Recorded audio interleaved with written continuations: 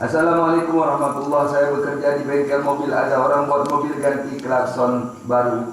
Punya lama ditinggal di toko, tapi orangnya tidak ngomong apa-apa. Apa boleh klakson punya dia kita jual lagi?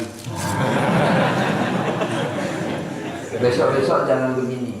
Ada orang yang jahat di bengkel, memang nggak dikembalikan super part yang sudah diganti. Kembalikan, ini barang bapak.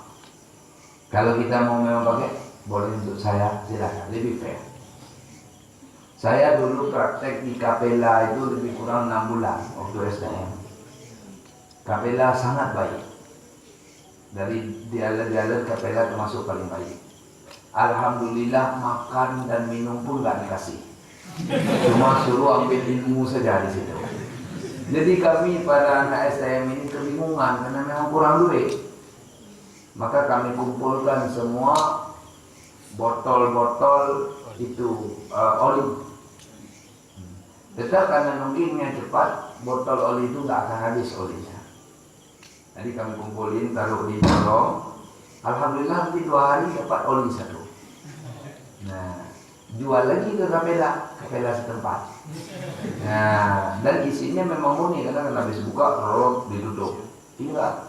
Itu apakah halal? Itu halal karena sudah dinilai sampah.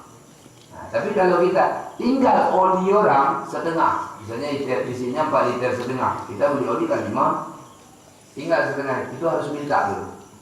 Kalau enggak minta, tetap maling. Tapi ya, nah, ada mobil yang tidak sebagaimana standar 5 botol, tidak demikian.